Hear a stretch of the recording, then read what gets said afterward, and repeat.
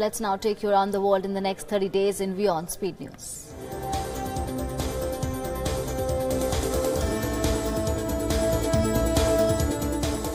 The UN Security Council unanimously imposed new sanctions on North Korea following its latest intercontinental ballistic missile test, a move that analysts said could have a significant impact on the isolated country's struggling economy.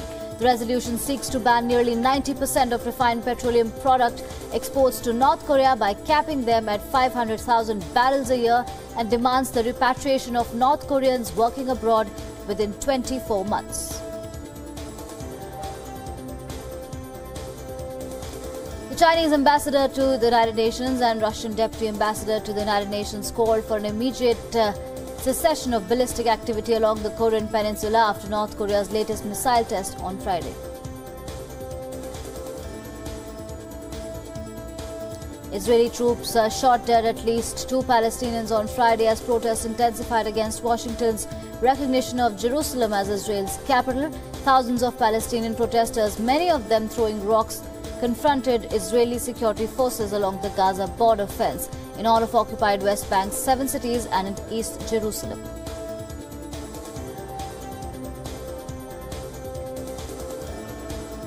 US President Donald Trump signed Republican massive $1.5 trillion tax overhaul into law, cementing the biggest legislative victory of his first year in office, and also approved a short-term spending bill that averts a possible government shutdown.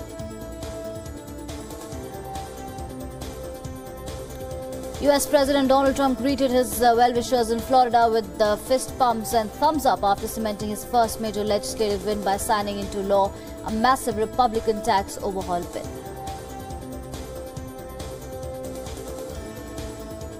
Spanish Prime Minister Mariano Rajoy ruled out calling a national election after Catalan separatists won a regional vote, thwarting his bid to revolt the country's biggest political crisis in decades. Rajoy, speaking at a news conference, said that he would make an effort to hold talks with the new Catalan government.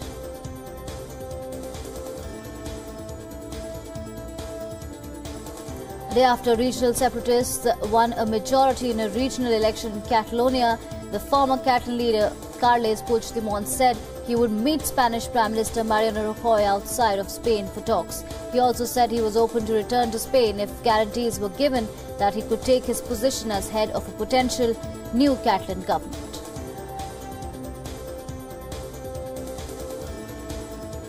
French President Emmanuel Macron paid tribute to the French forces in Niger fighting jihadists and traffickers in the region since 2013, saying France would not give an ounce of territory to Islamists in the Sahel and the Sahara, just as the international coalition is about to defeat them in Syria and Iraq. British Prime Minister Theresa May told forces in Cyprus that they should be proud of helping to crush the caliphate declared by the militants of the Islamic State. Speaking at Britain's Raf Akrotiri base, she said that facilities on the island were the epicenter of operations against Islamic State, which she called Daesh. Foreign Minister Sergei Lavrov said that there was still no evidence of Russia's meddling in the UK referendum. Speaking at a news conference after his talks with the British counterpart Boris Johnson, he said that if there was abundant evidence, it would have been leaked by now.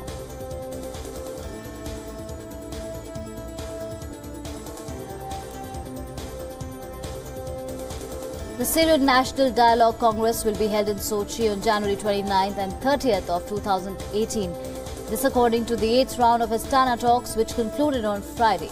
The 2-day Astana talks gathered delegates from Russia, Turkey, Iran, Syria and its opposition, as well as the UN Special Envoy for Syria,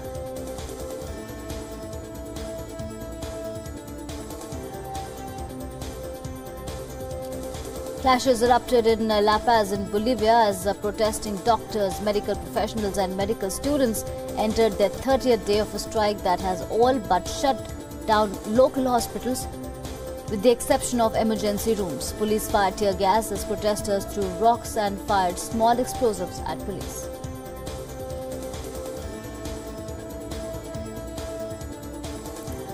Smoke led to the evacuation of Della's Love Field Airport in the early hours of Friday. Passengers filmed the evacuation alarms as they were forced out of the building. before fire crews made their way in. The evacuation occurred on what was expected to be one of the busiest travel days of the year ahead of the festive season.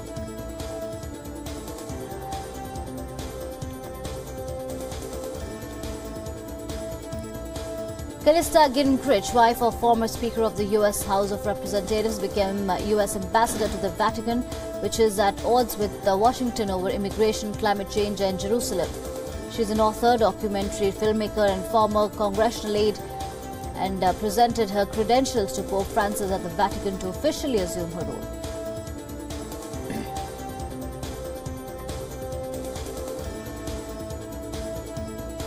Ukraine will only approve a new formula to set gas prices next year and does not see any reason to raise tariffs this heating season. Ukrainian Prime Minister said raising gas prices is a key condition for the country to receive more aid from the International Monetary Fund.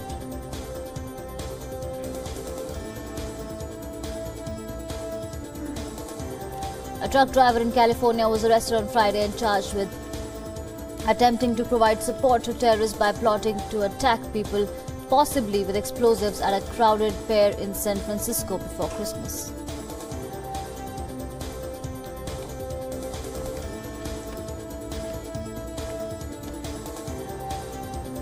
China will promote cooperation with Gambia in agricultural technology, fishery processing, infrastructure development and tourism to achieve win-win results. Chinese Premier Li Keqiang's remarks came during a meeting with Gambian President Adama Barrow, who's on his first state visit to China since diplomatic relations were resumed last year. Belarus has legalized transactions in cryptocurrencies. This part of a drive to foster private sector growth and attract foreign investment by liberalizing parts of its Soviet-style economy. Bitcoin, the world's most popular cryptocurrency, has lost a third of its value since hitting a record high of close to $20,000 on Sunday.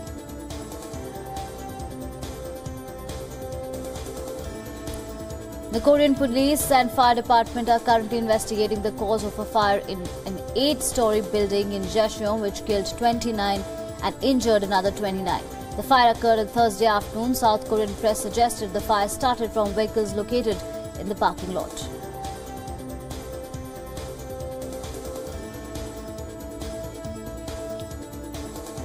The United Nations began bringing African refugees to Italy from Libya, evacuating them from detention centres whose conditions have been condemned by humanitarian groups as inhumane. The UN High Commissioner for Refugees classifies Friday's arrivals as vulnerable refugees, which means they are children, victims of abuse, women, the elderly, or have disabilities.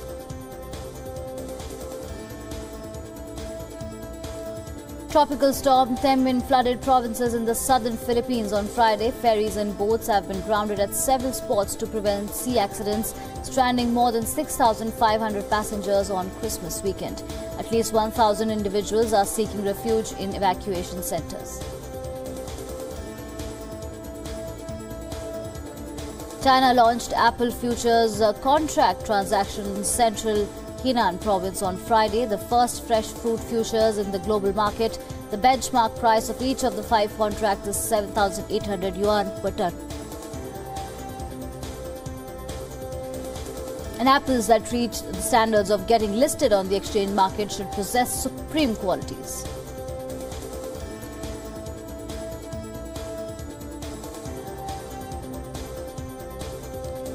Rio de Janeiro's opulent municipal theatre has gone quiet this year as months of unpaid wages emptied its calendar of major works and pushed many ballerinas and opera singers into poverty. Salaries have been delayed intermittently since 2015 as Rio's finances began to falter from a deep recession and the cost of hosting the 2016 Olympic Games.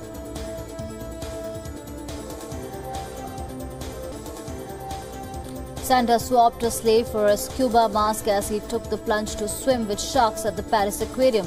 The diver, dressed in a Santa suit, swam around the Indian Ocean themed tank with giant grouper fish, eagle rays and a zebra shark. It was the 6th time the aquarium has organized the show.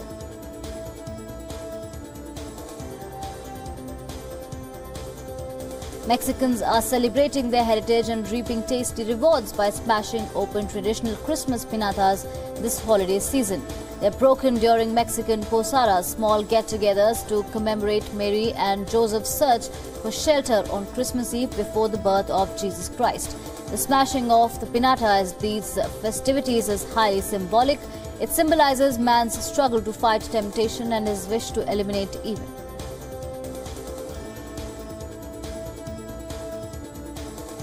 Spreading Christmas cheer in Thailand, elephants from Ayutthaya Elephant Palace and Royal Kral in the country's ancient capital dressed up as Santa Claus visited a local school and handing out presents to kids. 4 elephants, including a 3-year-old baby, handed out dolls, balloons and snacks with their long trunks and entertained children with special dancing.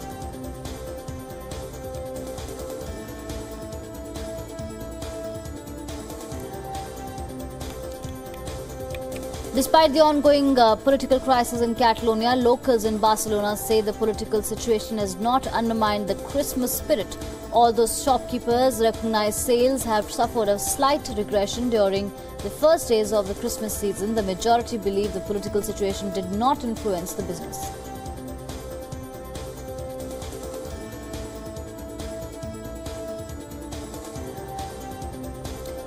Spain's El Gordo, the world's largest lottery jackpot with prizes totaling more than $2.8 billion, was scooped up by ticket holders across the country on Friday. The Grand Draw, a huge annual tradition in Spain dating back to 1812, is made shortly before Christmas and is picked by school children.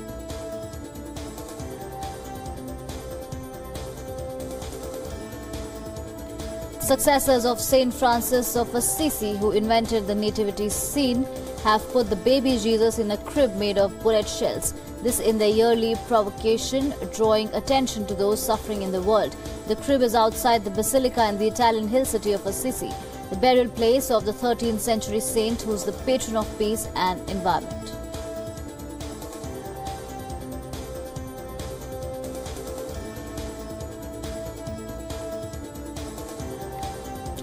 A total of 48,000 of Russian troops have taken part in Moscow's military campaign in Syria. Russian foreign minister said that 14,000 of them received state awards.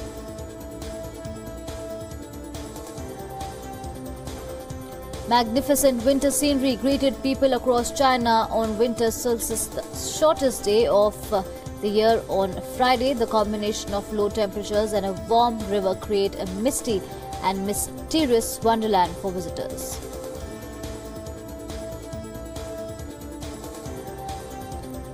Moving on to national stories, a special CBI court will decide the fate of former Bihar Chief Minister Lalu Prasad Yadav in the forest scam today.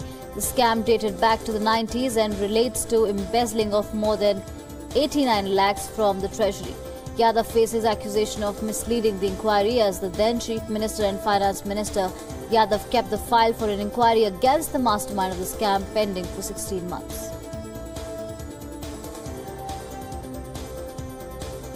Congress President Rahul Gandhi will visit Ahmedabad today. This will be his first visit to the state after the assembly elections. During his visit, he will hold meetings with elected MLAs and will discuss party's 6th consecutive defeat in Gujarat elections.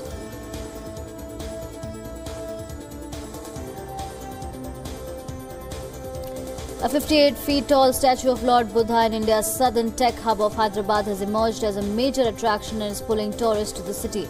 The statue, called Rock of Gibraltar, is the world's tallest monolithic stone statue of Gautam Buddha.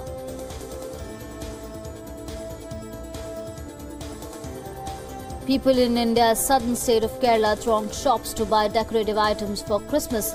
A plethora of items, including Santa Claus, masks, Christmas stars, trees and other embellishments, are attracting many buyers.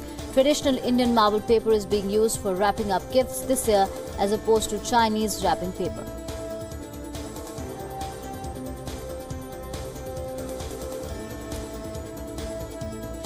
Muslims held demonstrations in different parts of India on Friday. This to condemn US President Donald Trump's recognition of Jerusalem as Israel's capital. Jamiat-e-Ulama is an Islamic organization in North Uttar Pradesh staged a protest saying Trump's move was unfair.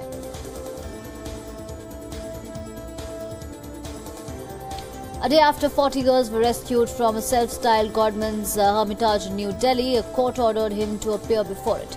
The girls were rescued by a panel of Delhi police in a raid on Thursday night from an institute run by Godman Virender Dikshit. The girls were reportedly found to be living in pathetic conditions behind metal doors and barbed wires.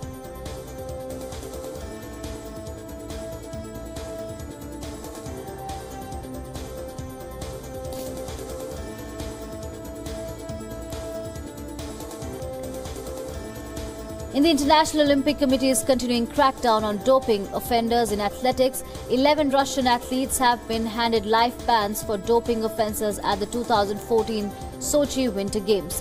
The latest list of athletes named by the disciplinary committee includes speed skaters Lujas Tatiana Ivanova and Albert Demchenko, cross-country skiers Nikita Kryov and Alexander Besmert, Nick, silver medalist at Sochi. All athletes have been stripped of their medals and banned from future Olympic events.